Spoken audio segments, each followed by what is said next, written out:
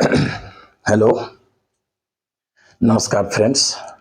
आज मैं आप लोग का विवेक गिरी आज हिंदी में कुछ टिप्स लेकर आया हूँ।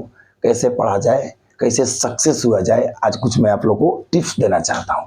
व्हाट्सएप मार्फत में है कि सर 2-3 ठो हिंदी में भी वीडियो बना दीजिए, कैसे पढ़ा जाए, पढ़ने में ध्यान नहीं आता है, हम लोग क्या करें, सक्सेस क्या है, हार्डवर्क क्या है, स्मार्ट वर्क क्या है। आप सर इससे पहले वाले वीडियो में हार्डवर्क के बारे में बताए थे, स्मार्ट वर्क के बारे में बताए हैं, मेहनत क्या है सर, किस तरह से मेहनत किया जाए। देखिए, मेहनत एक लिफ्ट की तरह नहीं होती है, एक सीढ़ी की तरह होती है। मेहनत जो है वो एक आपको सीढ़ी की तरह होती है। जब तक आपका साथ वो कब तक देगा, जब तक आपको मंजिल तक नहीं पुगा देगा। आप सीढ़ी पर आइए, आपको मान लीजिए कि 5 तला पर जाना है, 5 तले पर आपको जाना है और आप नीचे से सीढ़ी को पकड़िएगा तो तब तक आपको नहीं सीढ़ी छोड़ेगा साथ, जब तक आपको वहां पर न पुगा दे मंजिल पर। लेकिन जो लोग भाग्य को बोलता है कि मेरा भाग्य खराब है, ब्रह्मा जी ने इस तरह से लिख दिया है, उस what do you mean by भाग्य? भाग्य क्या है मुझको ये बताइए आप। अपना भाग अपने हाथों से लिखा जाता है, अपना भाग अपना हाथों से लिखा जाता है। लकीर के लिखे से कोई आदमी बड़ा नहीं हो सकता। इसीलिए अपना भाग खुद आप अपने बनाइए, अपना रास्ता आप अपने बनाइए। और भाग्य पर जो अटकर बैठा है कि नहीं मेरा भाग ये है वो है, तो वो गलत बात है। एक बात की हम कहानी सुनाते हैं आपको। बहुत पहले एक गांव में बाढ़ आया था। एक वहां पे आदमी रहता था, वो बहुत भारी महादेव जी का पुजारी था, बहुत भारी महादेव जी का पुजारी था, वो बहुत भारी भक्त था, बुझे ना कि रावण से भी बड़ा भक्त था वो। और उस गांव में बहुत सा पानी पड़ने के कारण, वर्षा के कारण उस गांव में बहुत तूफान आया और बहुत भारी बाढ़ आया। बहुत भारी बाढ़ में सारा गांव का तहस नहस कर दिया। गांव का बहुत सारे लोगों को तहस नहस करके गांव को विनाशी लगभग लगभग करने पर अटा था वो बाढ़। और वो आदमी वहीं पे पूजा कर रहा था। घर में उसका शंकर जी का लिंग था, बहुत बड़ा लिंग था। गांव में होता है ना कि जितना बड़ा लिंग रखेंगे उतना भगवान खुश होंगे, जितना बड़ा अगरबत्ती को हम पूजा करेंगे महंगा उतना भगवान खुश होंगे, जितना दूध चढ़ाएंगे उतना भगवान। दूध चढ़ाने से, अगरबत्ती चढ़ाने से और बड़ा लिंग रखने से भगवान यदि खुश होते तो सब 2 कट्ठा 4 कट्ठा बेचकर एक छत पर अपना बहुत बड़ा लिंग अगरबत्ती का फैक्ट्री खोलवा लेते और दूध के लिए मतलब वहां पे गोदाम ही रख लेते। ऐसा कुछ भी बात नहीं है। भगवान कब खुश होते हैं?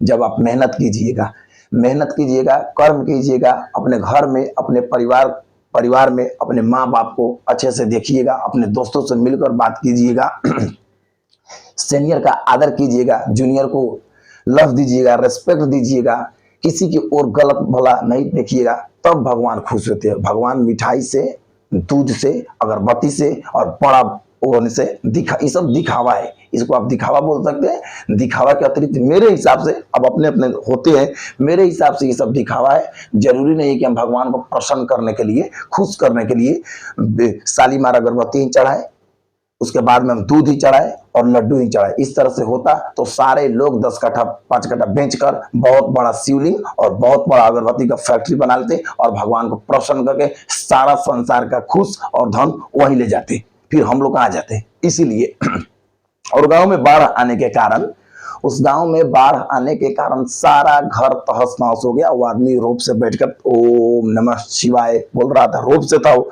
कि हमें भगवान आएंगे बचाने। और गांव में बाढ़ आने से आदमी को घर में पानी लग गया। घर में पानी लगने के बाद उसमें अब धीरे धीरे पानी का लेयर बढ़ने लगा। पानी का लेयर बढ़ते बढ़ते क्या हुआ और पानी इतना आ गया, ओम नमः शिवाय बोल रहा। बहुत दूर से एक नाव आ रहा था।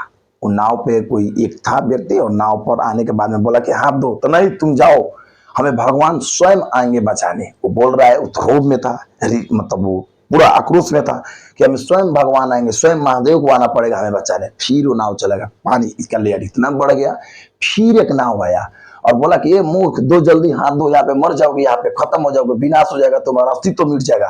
फिर बोला नहीं नहीं तुम जाओ, फिर महादेव आएंगे हमें बचाने। फिर पानी का लेयर चढ़ते चढ़ते पानी का लेयर इतना पे आ गया, अब 1 इंच से कम था। वो आदमी का इस तरह से अब ओम नमः शिवाय बोल रहा था, बहुत बड़ा भक्त था, महादेव का भक्त। और ऐसे असीमित वर तो केवल महादेव ही दे सकते हैं, क्योंकि महादेव जी तो भोला है, नाम भोला शंकर, कोई भी वरदान दे सकते हैं। और इतना उसका मतलब पानी का लेयर यहाँ तक आ गया था, बोल रहा था कि ओम नमः शिवाय। फिर एक नाव आया और बोला कि जल्दी हाथ धो, न मर जाओगे, तुम्हारा अब अस्तित्व मिटने वाला है। बोला कि नहीं, तुम जाओ, महादेव स्वयं आएंगे। और फिर वो चला गया। और उसके बाद में पानी का लेयर बढ़कर उसको डूबकर मेरी मतलब वो मौत हो गया। मौत होने के बाद में उसका आत्मा ऊपर जा रहा है स्वर्ग लोक में। वहां पे वो चुपचाप इस तरह से बैठा है स्वर्ग लोक में, किसी से कुछ नहीं बोला। महादेव जी आए वहां पे। क्या हुआ भक्त? भगवान, मैंने दिन रात आपकी सेवा की, दिन रात आपकी पूजा की, कोई भी सोमवारी नहीं छोड़ी, कोई भी व्रत नहीं मतलब मैंने छोड़ा, सारा चीज मैंने किया, फिर भी आप मुझको बचाने क्यों नहीं आए? ये प्रश्न स्वयं महादेव से पूछ रहा है भक्त। आप क्यों नहीं आए बचाने? ए मूर्ख, मैंने 3 3 बार तुमको बचाने आया था। वो नाव पे स्वयं मैं था। तुम्हारी जो दुष्ट आंख है, वो आंख ने मुझे पहचानने की चेष्टा नहीं की। स्वयं वो नाव पर मैंने 3 3 बार तुमको आया था बचाने, और तुम 3 3 बार मुझको निगलेक्ट। मैं स्वयं असली रूप में वहां पे नहीं आ सकता हूँ धरती पर। वो मेरा ही रूप, मैं कब किसको किस रूप में भेंट जाऊं कभी मालूम नहीं है। तुम चाहोगे कि स्वयं मैं अपना भेष लगा कर आऊं, वो नहीं हो सकता है। मैं धरती पर कब किसी को बहन के रूप में भेंटता हूँ, किसी को मैं माँ के रूप में भेंट जाऊंगा, किसी के अच्छे दोस्त के रूप में भेंट जाऊंगा, किसी के अच्छे माँ बाप के रूप में देखोगे मुझको। मैं किसी न किसी रूप में मैं आता रहता हूँ धरती पर। और इसलिए भगवान श्री कृष्ण भी तो कहे हैं गीता में, यदा यदा हे धर्मस्य विनाशाय दुष्ट कृपा संभवानी युगे युगे। जब जब धरती पर पाप होगा, जब जब अत्याचार बढ़ेगा, जब जब ये पापी लोग पाप का अंत, पाप के ओर जाएंगे, तब तक मैं धरती पे आऊंगा और धर्म का पुनः स्थापना करके इस दुनिया को, इस पृथ्वी को अत्याचार से बचाऊंगा। इसीलिए मैं बोल रहा हूं कि आपको जीवन में यदि कोई भी तकलीफ आ रहा है, कोई भी घबराहट आ रहा है, कोई भी उतार चढ़ाव आ रहा है, तो आप घबराइएगा मत। क्योंकि एक फिल्म में सबसे अच्छा और सबसे डेंजर सीन, जो सबसे खतरनाक होता है, जिस तरह कितना खिलाड़ी 786 हो गया, खिलाड़ी 420 हो गया, इसके बाद में कितना हम लोग फिल्म देखे हैं जिसमें अक्षय कुमार को बेस्ट एक्टर माना जाता है और खतरों का खिलाड़ी भी उसको बोला जाता है। अक्षय कुमार को खतरों का खिलाड़ी भी बोला जाता है। जितना डेंजर सीन होता है, दौड़ भाग, पानतले पर से जंप करना, ये करना, वो करना, जानवर से रेसिंग करना, उतना सारे सीन अक्षय कुमार को ही दिया जाता है। क्योंकि डायरेक्टर को मालूम होता है कि अक्षय कुमार के अलावा ये बॉलीवुड में और कोई नहीं है जो इतना डेंजर सीन कर सकता है। इसलिए आपके जीवन में यदि उतार चढ़ाव आ रहा है, आपके जीवन में यदि संघर्ष की मतलब वो है कि अब आ रहा है कि अब मैं दिक्कत हो रहा हूँ, थक रहा हूँ, तो एक ही बात याद कीजिएगा, ऊपर वाले ने आपको एक अच्छा रोल दे रखे है। और बोलिए बहादुर, मैं इस तरह से आप बोलिए कि मैंने अभी अभी जस्ट आपको क्या बताया कि जो डेंजर सीन करने के योग्य होता है उसी को डायरेक्टर उस सीन देता था। आपको बुझ जाइए कि आपको भगवान उसी रोल के लिए धरती पर भेजे, और अपने आप को उठकर बोलिए कि मैं तो बहुत ज्यादा बहादुर हूं, मैं ये कर सकता हूं, मुझ में ये दम है, ऐसी की तैसी। और उसके बाद में ले चढ़ाई कीजिए, सफलता आपको एक बार जरूर मिलेगा, गारंटी है सफलता मिलेगा। अब रह गया पढ़ने के, जब तक आप नहीं पढ़िएगा तब तक आप सक्सेस नहीं होइएगा। पढ़ाई एक ऐसी चीज है, पढ़ाई एक ऐसी चीज है जो धीरे धीरे धीरे धीरे समय लेती है। एक बार जब ये समय ले लेता है तो ये कभी भी आपका जीवन का माहौल बदल देगा। पढ़ाई एक ऐसी चीज है जो धीरे धीरे धीरे धीरे जाती है, और एक बार जब ये अपना पकड़ बना लिया तो क्या हो जाएगा, ये एक बार जब अपना पकड़ बना लिया तो ये कभी भी आपको नहीं छोड़ेगी। इसलिए आप सभी से निवेदन है, सभी विद्यार्थी भाइयों से निवेदन है, ये मेरा वीडियो नेपाल, भारत और सब देश में फैल रहा होगा, मुझे सबसे यही निवेदन है कि आप लोग अच्छे से पढ़िए। धरती पे आप लोग आए हैं कुछ अच्छे काम करने के लिए। और होता है कि मैं इस स्कूल में हूँ, उस स्कूल में, स्कूल कभी भी मायने नहीं रखता है आपको पढ़ने में। जब तक आप इस संसार में, आपको कोई भी यूनिवर्सिटी, कोई भी विश्वविद्यालय, कोई भी स्कूल, कोई भी संसार का नहीं बदल सकता है आपको, जब तक आपको ये ना हो कि मैं खुद बदल जाऊंगा। आपको एक भीतर से वो होना चाहिए कि मुझको सिर्फ मैं ही बदल सकता हूँ। हम लोग टीचर लोग क्या है, विश्वविद्यालय में घेरा में, अंडर में, डिसिप्लिन में रख कर आप लोग को शिक्षा देते हैं, लेकिन आपके भीतर जब वो जुनून नहीं होगा कि हमें ये करना है, तब तक संसार का कोई भी टीचर आपको कुछ नहीं करना पाएगा, कुछ नहीं। A to Z सब आकर सब दाल भात कौर हो जाएगा आपके लिए। दाल भात जिस तरह से खिचड़ी बनाकर हम लोग खाते हैं ना, वो सब दाल भात कौर हो जाएगा, पूरा को इसी में खिचड़ी कर कर आप खा जाइएगा। इसीलिए आपको भीतर ये होना पड़ा कि मेरा जन्म किस लिए हुआ, इस धरती पर मैं किस लिए जन्मा हूँ, इस धरती पर मैं किस काम के लिए आया हूँ, मेरा सर्टेन काम है, इस काम को जल्दी जल्दी निपटाकर कर कर समझाकर बुझाकर एक ऐसा छाप छोड़कर इस धरती पर, इस देश में, इस समाज में, इस राष्ट्र में, इस परिवार में, कि आने वाले पीढ़ी, लोग बोलते हैं कि खाली हाथ आए हो खाली हाथ जाओगे, इस सबसे बड़ा घटिया बात यहाँ पे, इस बात को मैं यहीं पे काटता हूँ। खाली हाथ आए थे खाली हाथ जाओगे, हाँ खाली हाथ तो आए थे लेकिन खाली हाथ कदापि नहीं जाओगे। लक्ष्मी प्रसाद देवकोटा खाली हाथ आए थे, क्या खाली हाथ गए? जब तक ये युग रहेगा लक्ष्मी प्रसाद देवकोटा अमर रहेंगे। माधव प्रसाद घिमिरे खाली हाथ तो आए थे लेकिन इस तरह का काम कर गए कि उसको जब तक ये युग रहेगा नेपाल में उनका नाम अमर रहेगा। अब्दुल कलाम को आप ले सकते हैं, थॉमस अल्वा एडिसन को ले सकते हैं, अल्बर्ट आइंस्टाइन को ले सकते हैं, इस तरह का बहुत सारे लोगों को आप ले सकते हैं जो लोग खाली हाथ आए थे लेकिन खाली हाथ नहीं जाएंगे। इसलिए आपको तकलीफ आए जीवन में आप मत घबराइएगा, तकलीफ आ रहा है तो बुझिए कि सक्सेस मेरे आसपास में ही। जब ज्यादा घाव होता है ना, एक मानिए कि सपोज ये घाव हो गया, ये घाव अब ज्यादा अति करने लगेगा, ज्यादा इसको अब वो होने लगेगा, खजूर देने लगेगा, तो घाव का क्या लक्षण है, वो अब बहुत जल्द छूटने वाला है। इसीलिए जब आपके जीवन में दुख का संघर्ष हो और ज्यादा आप दिक्कत हो जाए, परेशान हो जाए, तब बुझिए कि सुख मेरे आसपास है, मेरे चौकट के आसपास है, बहुत जल्द ही आने वाला है। और दुख क्या है और सुख क्या है? आपको खाना मिल रहा है, खाने के लिए समय पर खाना मिल गया, पहनने के लिए कपड़ा मिल गया, बस खाने के लिए खाना मिल गया, उसके बाद में पहनने के लिए कपड़ा मिल गया, सबसे अच्छे है, वही आपके लिए सबसे बड़ी सुख है। पैसा लेकर आप करेंगे क्या? पुत्र और कोई बहुत सारे लोग को हम देखे हैं कि अपने बाल बच्चे के लिए, अपने संतान के लिए, अपने लड़कों के लिए, अपने लड़कियों के लिए देखे हैं, बहुत लोगों को मैंने देखा हूँ 2 लाख 4 लाख 10 लाख 50 लाख 1 करोड़ रख देते हैं। वो क्या है? पुत्र को पैसा मत रखिए, अपने लड़का लड़कियों के लिए उसके लिए पैसा मत रखिए, उसको एक ऐसा संस्कार दीजिए कि वो आने वाले पीढ़ी को अगाड़ी लेकर जाए। यदि पैसा रख देंगे तो कौन ठीक हो, कुपुत्र निकल गया तो आपको सारा धन बर्बाद कर देगा। लड़का यदि कुपुत्र निकल गया तो सारा धन का विनाश कर देगा, खत्म कर देगा, नाश कर देगा, सर्वनाश कर देगा। और यदि धन नहीं है, एक पैसा भी हमारे पास नहीं है और मेरा मेरा लड़का सुपुत्र है, तो सारा धन कमा कर लेकर दे देगा, जितना मैंने 7 जन्म तक भी नहीं सोचा था उतना कमा कर ले। इसलिए पुत्र को, लड़का को अपना कुपुत्र नहीं सुपुत्र बनाइए, वो आपके हाथ में, आपका लड़का का भविष्य आपके हाथ में है। और रह गया बात की पढ़ाई पढ़ने में मन नहीं करता, तो अक्सर बात है कि जब जब अच्छे काम के लिए, अच्छे काम को शुरुआत कीजिएगा तब तब आपका मन नहीं करेगा। और ये जितने भी समाज है, राष्ट्र है, गांव, अच्छे काम करने पर आपकी आलोचनाएं होगी। और एक बात, आलोचनाएं होगी लेकिन उस आलोचनाएं से आप मत घबराइएगा, क्योंकि इतिहास गवाह है।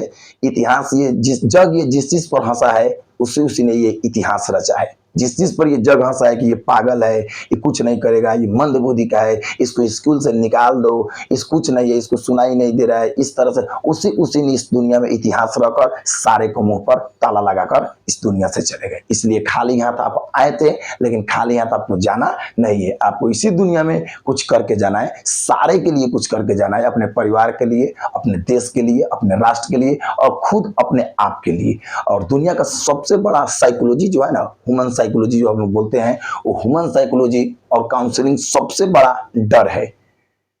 यदि आप रिवॉल्वर रखकर, यहाँ पे आप रिवॉल्वर किसी के पास रख दीजिए और लेंगड़ा भी न हो दौड़ा है, उसको भी रिवॉल्वर बोलेंगे कि आप तुम दौड़, नहीं तो मैं तुमको यहीं पे ठोक दूंगा, तो उस रिवॉल्वर के डर से वो लगभग 20 किलोमीटर दौड़ जाएगा, जो खुद कभी भी 5 किलोमीटर भी पैदल नहीं चला। रिवॉल्वर के डर से वो क्या होगा, 20 किलोमीटर दौड़ जाएगा। दौड़ ही सबसे बड़ा मोटिवेशन है। मोटिवेशन, मेरा कितना भी मोटिवेशन आपको काम नहीं लगेगा जब तक आप में खुद आपको चेंज करने के लिए वो नहीं होगा। अब दुनिया में सबसे बड़ा मोटिवेशन क्या है? डर है, जो अपने आप को भीतर होना चाहिए।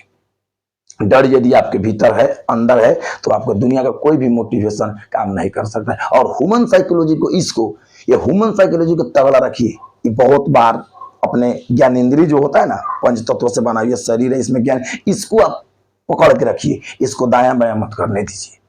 सबसे पहले इसको आप दायां बायां मत करने दीजिए। ये चंचल मन है, चंचल मन को मनमानी नहीं करने दीजिए, इसको प्रतिबंध कीजिए। चंचल मन जो है इधर जाने को उधर जाने को, ये खाना खाने के लिए उससे इसको प्रतिबंध कीजिए।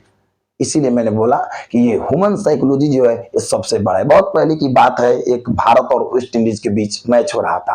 भारत और वेस्ट इंडीज के बीच मैच हो रहा था।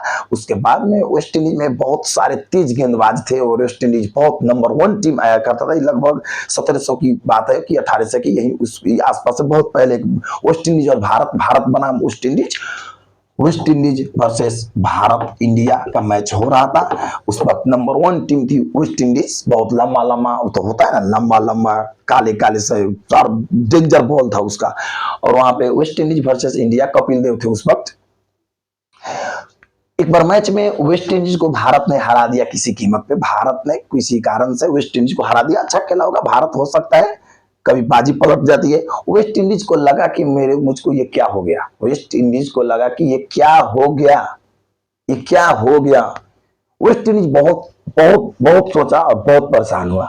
उसने बीसीसीआई से एक अपील की कि सर प्लीज आप मुझको भारत से मैच दिला दीजिए। वेस्ट इंडीज एक बीसीसीआई से जाकर अपील की कि प्लीज सर आप मुझको भारत से मैच दिला दीजिए, हम भारत से सीरीज खेलना चाहते हैं। और बीसीसीआई वही विनाशकालीन विपरीत बुद्धि। अब बीसीसीआई क्या बोला कि ठीक है चलो वेस्ट इंडीज से मैच रख दिए। 5 की 7 वनडे रखा बीसीसीआई से और टेस्ट भी रखा, टेस्ट भी रखा और वनडे भी रखा। दोनों मैच भारत और वेस्ट इंडीज में हुआ।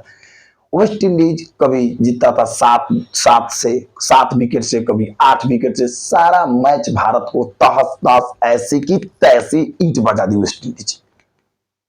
लगातार आलोचनाएं दैनिक जागरण में, उसके बाद में इंडिया टाइम्स में, हिंदुस्तान में आलोचनाएं पे आलोचनाएं। वेस्ट इंडीज नंबर 1 टीम थी। वो इतना बड़ा गेंदबाज था, इतना स्पीड गेंदबाज था कि वो एम्पायर के तेज से, बहुत तेज से भागता। एम्पायर को यहां तक नहीं देखती थी कि कहां से आया और कहां से डाला, तो बैट्समैन को कैसे देखेगी। हम लोग को तो है यहाँ पे 100 के स्पीड में बॉल आ जाए तो इस तरह से उस तरह से करते। इतना तेज गेंदबाज। उस गेंदबाज का क्या नाम था मुझे थोड़ा सा दिखाई नहीं, सुना मुझे थोड़ा याद नहीं है। और उसके बाद में एक मैच बचा, उसके बाद में कपिल देव को बुलाया गया और कपिल देव को बुलाकर ह्यूमन साइकोलॉजी के लिए कहीं से साइकोलॉजिस्ट को बुलाया गया, मनोविज्ञान को बुलाया गया। ह्यूमन साइकोलॉजी मनोविज्ञान को बुलाया गया और कपिल देव को वहां पे बैठाया गया और कपिल देव को बोला गया कि क्या है। तो उसने, कपिल देव ने कौन सी बॉलर की नाम ली, ब्रेड हॉग की कौन थी, बोला कि ब्रेड हॉग जब मैं बैटिंग करने जाता हूं तो ब्रेड हॉग दुनिया के सबसे खतरनाक बॉलर में से एक है। वो सबसे खतरनाक और सबसे विनाशकारी बॉलर है। ब्रेड हॉग के बारे में कपिल देव ने बोला। ह्यूमन साइकोलॉजी जो सामने बैठा था डॉक्टर, फेस टू फेस बात हो रहा था और कपिल देव पाजी इस तरह से बैठे थे। और उसके बाद में वहां पे साइकोलॉजी हो रहा था उनका, जो किस तरह से हार रहे हो। सारे आलोचनाएं भारत में, इधर वेस्ट इंडीज जैसे देश भारत में आकर सारे सीरीज जीतने लगा। उसके बाद में ब्रेड हॉग, उसने बोला, कपिल देव पाजी ने बोले कि ब्रेड हॉग दुनिया के सबसे खतरनाक बॉलर में से एक है। तो ह्यूमन साइकोलॉजी क्या बोल रहे, ह्यूमन साइकोलॉजिस्ट क्या बोल रहे हैं वहां पे डॉक्टर कि bread hog, if bread hog, यदि ब्रेड हॉग दुनिया के सबसे खतरनाक घातक बॉलर है तो दुनिया का सबसे बड़ा घातक बैट्समैन है। याद कर कपिल देव, उसने साइकोलॉजिस्ट ने बोला, कपिल देव के लिए साइकोलॉजिस्ट ने बोला, याद कीजिए, याद करो, यदि वो दुनिया का सबसे खतरनाक बॉलर में से एक है तो तुम दुनिया के सबसे खतरनाक बैट्समैन, घातक बल्लेबाज हो। और उस तरह से तब कपिल पाजी को आया, जिस तरह से होता है ना, हनुमान जी का सारा मतलब वो शक्ति विनाश हो गया था, सारा शक्ति नाश हो गया था ऋषि के वो करने से। इसलिए लगा कि ये मेरी ऐसी की तैसी। अब नेक्स्ट मैच हुआ, वेस्ट इंडीज को धजिया उड़ा दी भारत ने। इसलिए इस कहानी से सीख क्या मिलता है कि सबसे बड़ा ह्यूमन साइकोलॉजी, मैं ये कर सकता हूं, मैं ये कर दूंगा, मुझ में इसमें कोई बड़ी बात नहीं है। आज सुबह खरीदार, असई, इंस्पेक्टर, एसपी, डीएसपी वो बनाए। इसी कक्षा में से आप में से कोई एक है, वहां से, यहां से, इसी गांव, इसी समाज, इसी देश। वो कोई जापान, जर्मनी, थाईलैंड और अमेरिका से नहीं आया है। इसीलिए आपको भीतर वो जोश जुनून होना चाहिए कि हाँ मैं कर सकता हूं, क्योंकि जब तक आपके भीतर में ये जोश जुनून नहीं होगा आप कुछ भी नहीं कर सकते हैं। इसीलिए आपको भीतर में सबसे बड़ा ह्यूमन साइकोलॉजी, आपको भीतर डर होना चाहिए कि मैं ये कर पाऊंगा, मैं ये कर सकूंगा। बहुत सारे स्टूडेंट्स का कमेंट आया था इंडिया से, भारत से बहुत सारे स्टूडेंट्स का कमेंट आया था कि सर मुझको एक हिंदी में वीडियो बना कर दीजिए। इसीलिए आपको भीतर जब तक वो डर नहीं होगा आप कुछ भी नहीं कर सकते। और संकल्प की शक्ति, संकल्प की शक्ति वो है कि वो चट्टान को भी चकनाचूर कर देगी। आप एक बार आप संकल्प लीजिए कि मैं ये करूंगा। हम इतिहास पलट के देख ले, भीम संकल्प था, भीम प्रतिज्ञाबद्ध था महाभारत में कि मैं दुशासन के छाती का लहू से द्रौपदी का क्या करूंगा, बाल धोऊंगा। उसने अपने संकल्प किया। उसके बाद में पितामह भीष्म थे कि मैं आजीवन ब्रह्मचारी ही रहूंगा, इसलिए पितामह भीष्म का भी संकल्प देख लीजिए। उसके बाद में कर्ण ने भी संकल्प लिया था कि सूर्यास्त से पहले मैं जयद्रथ का वध कर दूंगा, उसने भी किया। एक से एक दिग्गज ने संकल्प की शक्ति ली। इसलिए आप संकल्प लीजिए कि मैं लोक सेवा आयोग, शिक्षक सेवा आयोग, नायब सूबा, बैंकिंग सेवा, मैं ये करके दिखाऊंगा। बस आपको थोड़ा समय चाहिए, आपको थोड़ा समय चाहिए। समय यदि नहीं होगा तो आपको बहुत सारा प्रॉब्लम हो सकता है। आप समय निकालिए, आप एक ना एक दिन जरूर सक्सेस होंगे। आप ही हैं इस देश को बदलने के लिए, आप में वो गुण है, संकल्प की शक्ति। संकल्प की शक्ति को बात करें तो बहुत पहले एक सचिन, भारत और ऑस्ट्रेलिया के बीच मैच हो रहा था, भारत और ऑस्ट्रेलिया के बीच मैच हो रहा था। सचिन को वहां कोई एक बॉलर था, यंग ब्लडेड था, 16 वर्ष के 18 वर्ष के एक बॉलर था, यंग ब्लडेड। सचिन का विकेट ले लिया। सचिन जैसे इंटरनेशनल महान भगवान क्रिकेट का, उनका विकेट लेने पर वो दौड़ा सा गया और बॉल पर बोला कि सर प्लीज सर यहाँ पे एक ऑटोग्राफी बॉल पर दे दीजिए, प्लीज सर, मैंने आप जैसे महान बल्लेबाज को आउट किया, आप जैसे महान बल्लेबाज को मैंने आउट किया। ये मेरे जीवन के सबसे सुनहरा दिन में से एक है। शायद मेरे जीवन में ये दोबारा दिन आए कि ना आए, एक बार आप इस पे ऑटोग्राफ दे दीजिए। सचिन तेंदुलकर ने बॉल को लेकर बोला कि देख बेटा, आज के बाद से तेरे जीवन में इस तरह का कभी भी दिन नहीं आएगा। मैं ये लिख कर दे रहा हूं कि आज के बाद से तुम्हारे जीवन में ऐसा क्षण कभी भी नहीं आएगा। उसके बाद में लगभग 20 to 25 तो वनडे हुआ, उसके बाद में 10 to 15 तो टेस्ट हुआ। एक बार भी वो बॉलर सचिन तेंदुलकर को बोल्ड तो छोड़ दीजिए, कैच आउट, एलपीडब्ल्यू कुछ भी नहीं कर पाया। इसलिए सचिन जब वो संकल्प किया होगा तो सचिन जाकर क्या पॉपकॉर्न नहीं खा रहा होगा, श्री राम हॉल में जाकर सिनेमा नहीं देख रहा होगा, वो क्या प्रैक्टिस किया होगा। प्रैक्टिस, इतना ज्यादा प्रैक्टिस कर लिया होगा कि वो सक्सेस हुआ। तो हम बोल दिए कि ये काम करेंगे, हम खरीदार में नाम निकालेंगे, सुबह में नाम निकालेंगे, फिर जाकर हम लोग टिकटॉक, यूट्यूब, इधर उधर फालना चिलना, ये हो गया। आज जब कोई हमारे भाई साथी दोस्त को हम लोग देखेंगे फेसबुक पर, आज नेपाल प्रहरी में जागिर खादै, आज नेपाल प्रहरी को पहले दिन, आज मेरो नासू में यहाँ पोस्टिंग भयो, तब फिर हम लोग क्या करेंगे, रेक झाड़ेंगे, बुक किनेंगे, इधर से उधर से ये वो, फिर 2 दिन 4 दिन रूटीन बनाएंगे, ये करेंगे, अलग दुनिया बनाएंगे। फिर 10 दिन 15 दिन में हम लोग क्या करेंगे, ए रूटीन खराब था, हटाओ, दूसरा रूटीन ले आओ, हम फिर पढ़ेंगे। उस तरह से कभी भी नाम नहीं निकलेगा। नाम निकालने के लिए, सक्सेस होने के लिए आप लोगों की कड़ी से कड़ी मेहनत की जरूरी है। आप ये बात 1 क्लास से ही जानते हैं, लेकिन आप लोग लागू नहीं कर रहे हैं। यदि आप लोग इस बात को लागू कर देते तो आप आज सक्सेस हो जाते। टाइम, समय आपके पास में नहीं है, हाँ कड़ी मेहनत आपके पास में है। समय किसी का प्रतीक्षा नहीं करता।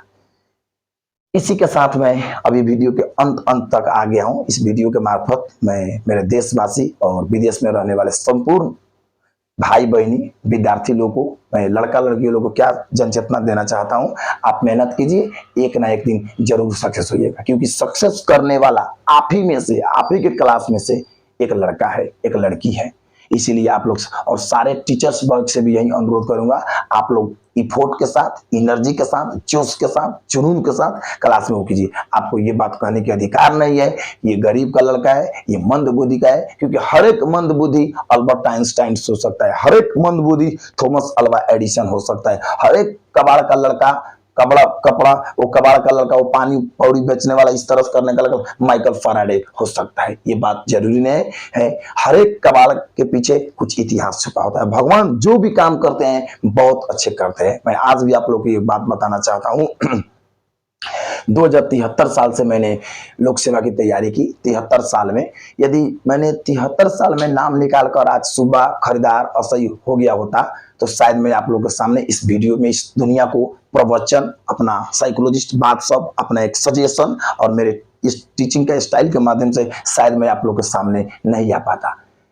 यदि 2073 साल में मैंने पास कर दिया होता लोक सेवा आयोग, तो मैं भी कहीं 40,000 45,000 पर जागीर कर रहा होता। ठीक है, 2073 साल में मैंने लोक सेवा आयोग दिया, फेल हुआ। 2074 साल में मैंने फेल किया, 2075 साल में भी फेल का सामना करना पड़ा। 2076 साल में ये मुझे ना कि ये पाकिस्तान और इंडिया का मैच जिससे मुझे करारी हार मिलता गया, करारी हार मिलता गया। 77 में बहुत सारा करारी हार मिलने के बाद में, इतना सारा करारी हार, उसके बाद में वो फेल से, यदि मैं फेल में हो रहा था, बहुत साइकोलॉजी इधर उधर था, लेकिन मैंने पढ़ा था कि साइकोलॉजी को कभी बेटा भगाने मत दीजिए। मैं अपने जीवन में उतारा और फेल से वो किस्मत मेरा भगवान कुछ दूसरा लिख रहे थे। उस फेल से यदि मैं हड़बड़ा कर घबरा कर कहीं भाग जाते, आत्महत्या कर लेते, पंखा से लटक जाते, तो आज शायद मैं एक बीरगंज का सारा स्टूडेंट और सारा टीचर, एक गिरी सर का अलग पहचान, अलग ब्रांड है। इतना वीआईपी कॉलेज में, A1 के कॉलेज में, A1 के स्कूल्स में हम पढ़ाते हैं। हमें सारा देश विदेश का सारे लोग लगभग जानते हैं। शायद मैं आप लोग के पास नहीं आता। तो फेल को आप आत्मसात कीजिए। ये जो फेल था 73 74 75 76 77, इस सारा फेल मेरे किस्मत को कुछ दूसरा ही लिख रहा था, किस्मत का कुछ और ही मांगता है। इस सारा फेल मुझको अनुभव दे रहा था, एक्सपीरियंस दे रहा था, नॉलेज दे रहा था। किस काम के लिए? मैं अपने से डबल एज को लोगों को शिक्षा देने के लिए मेरा इस फेल किस्मत वहां पे लिख रहा था। मुझे प्रशिक्षक बनाने के लिए, मुझे IQ GQ का स्पेशलिस्ट बनाने के लिए, और मैंने इसी फेल की वजह से इतना ज्यादा महारत, इतना ज्यादा एक्सपीरियंस अनुभव कर लिया कि मैं आज IQ GK का एक प्रशिक्षक हूँ। उसके बाद में मैं सोशल स्टडी का और मैथमेटिक्स का एक बहुत अच्छा टीचर भी और प्रशिक्षक के रूप में। यदि मैं ये फेल न होता तो मुझे आज ग्लोबल बिजनेस जैसा कॉलेज में मुझे SST के लिए 11 12 में अपॉइंटमेंट नहीं मिलता। इसीलिए मेरा फेल ये जो था, ये फेल मेरा एक किस्मत लिख रहा था। तो इसीलिए संयम रखिए, एक ना एक दिन आपको सक्सेस जरूर मिलेगा। संयम जब तक आप नहीं रखिएगा तब तक आपको क्या होगा, दिक्कत होगा। संयम रखिए। फेल मेरा एक किस्मत लिख रहा था, मैं यहाँ पे फेल हो रहा था, दिक्कत, लेकिन भगवान मेरा किस्मत फेल को कुछ दूसरा ही लिख रहे थे। भगवान को कुछ दूसरा ही मंजूर है। हम करते क्या है होता है क्या, सोचते क्या है होता है। हम जो सोचेंगे वो होगा नहीं, हम जो सोचेंगे वो जो करेंगे वही होगा। इसीलिए फेल से घबराइएगा नहीं कोई भी काम से, और पैसा उतना ही घर से मंगाइए जितना आपको जरूरी लगे, आवश्यक लगे। हम लोग को 500 का जरूरी होता तो हम लोग 4 से 50 में ही काम चला लेते थे। उस वक्त 500, हम लोग जब यहाँ बीरगंज में आए थे तो 700 घर बड़ा था, 500 में था। आजकल क्या है कि आजकल अपने अपने बच्चों को लैपटॉप दे दिया जा रहा है, डेल का आईफोन दे दिया रहा है, रेडमी का मोबाइल दे दिया रहा है। लड़का मांग रहा है 1000 तो हम लोग दे रहे हैं 2000। तो सबसे ज्यादा बिगड़ने में आपकी गार्जियन की ही हाथ है। आपकी गार्जियन आपको जिस दिन ज्यादा पैसा दे दिया 80% आपको बिगड़ने में वही है, नंबर 1 वही है। बाद में बोलेंगे उसको बीरगंज भेजे, काठमांडू भेजे, या आप उसको देहरादून भी भेज दीजिए, अमेरिका के कैलिफोर्निया भी भेज दिए, ऑक्सफोर्ड विश्वविद्यालय में भी भेज दीजिए। वो सुधरने वाला नहीं है, क्योंकि आप उसको पैसा का लत लगा दिए हैं। यदि वो लड़का 1000 मांग रहा है, आप उसको 6 से 7 से दीजिए। यदि आपका लड़का 1000 मांगा, आप मेरा लड़का वो हो गया है, ये हो गया है, खान, आप उसको 2000 दिए, उसी दिन 80% आप उसको बिगाड़ दिए। ये सारा अभिभावक और गार्जियन और पेरेंट्स के मैं अपने एक सजेशन देना चाह रहा हूं इसी वीडियो के मार्फत। इसलिए आप यदि देखना चाहते हैं सक्सेस, तो अपने लड़का लोग को कम पैसा दीजिए।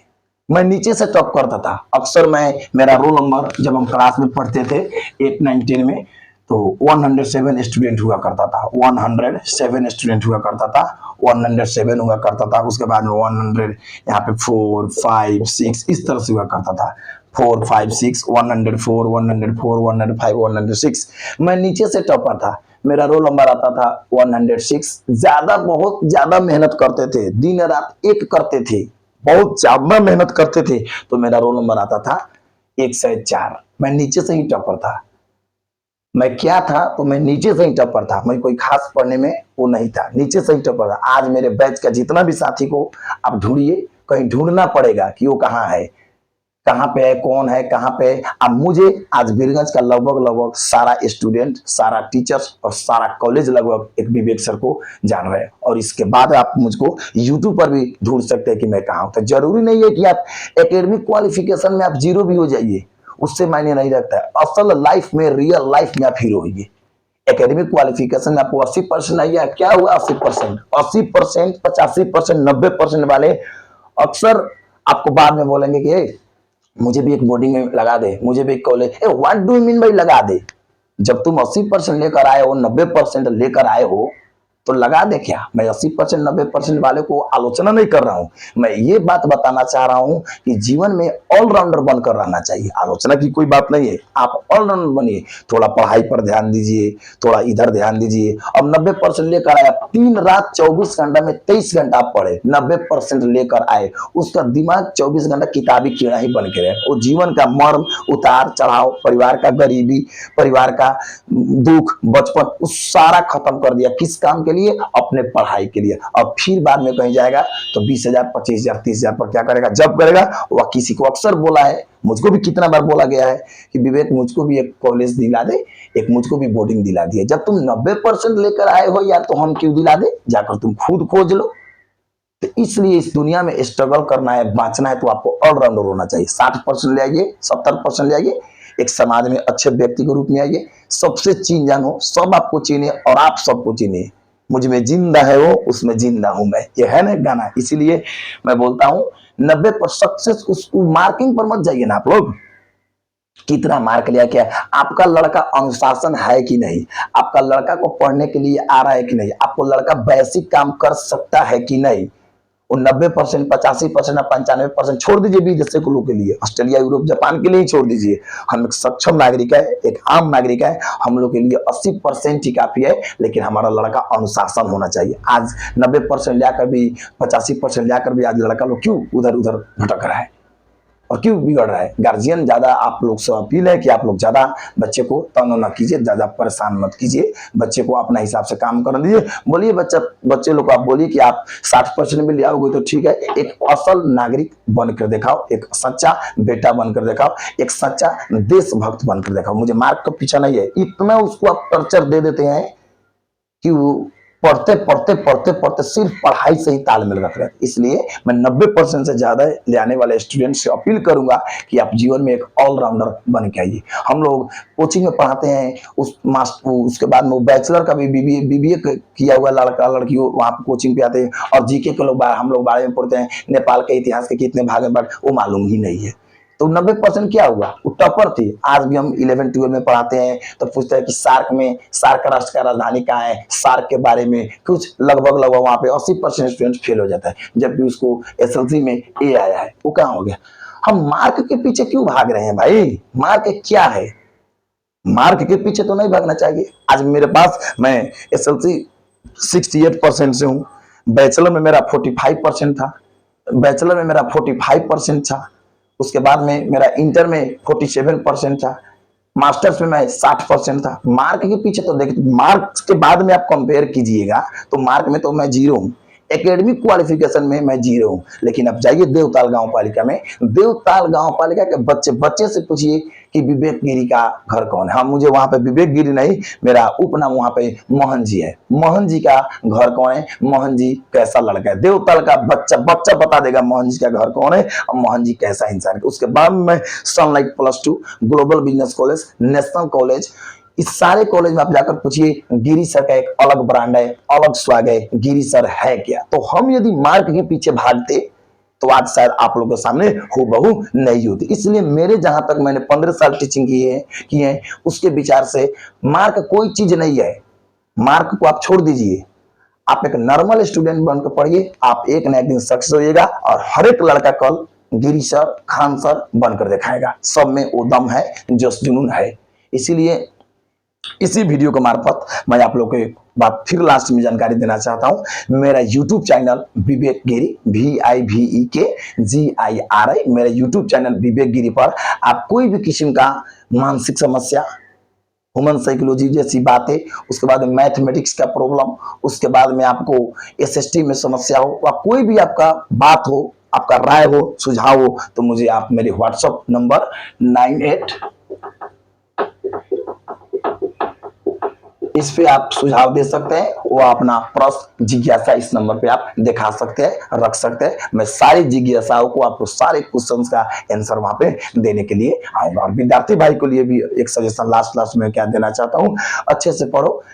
तुम्हें इंटर, बैचलर, मास्टर यहाँ तक पुगाने में तुम्हारे मम्मी पापा का बहुत ज्यादा हाथ है। वो लोग बहुत ज्यादा, जब तुम 9 महीना के थे और जब बाहर तुम निकले तो तुम्हारे मम्मी पापा बहुत ज्यादा ख्वाब सपना सजाकर तुमको इस दुनिया में लेकर आए हैं।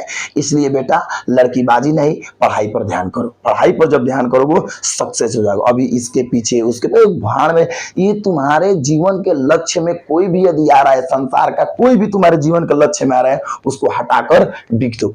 क्योंकि इस जब लाइन पर जब तुम चल दिए हो तो इस लाइन पर कोई भी है संसार का, इसको हटा दो। ट्रेन को देखते हो, ट्रेन जब चलता है पटरी पर तो उस पर बाघ भी बैठा होता है, हाथी भी होता है, उसको कीचड़ते हुए निकल जाता है, कोई परवाह नहीं। इसीलिए ट्रेन बनो और ट्रेन के पटरी की तरह लगातार चलते रहो। तुम्हारे सक्सेस के रास्ते में संसार का कोई भी व्यक्ति है उसको हटाकर फेंक दो, एक दिन जरूर सक्सेस होगे, गारंटी फिक्स है। और आपको गार्जियन को मैं एक अपील देना चाहता हूं कि आपका लड़का लोग को सीमित में ही पैसा दीजिए। ये नहीं, सीमित में पैसा नहीं देंगे तो आपका लड़का लोग कल हाथ से निकल जाएगा। इसीलिए गार्जियन और विद्यार्थी दोनों को इसी वीडियो के मार्फत में कुछ सलाह देने के लिए चेतना किया।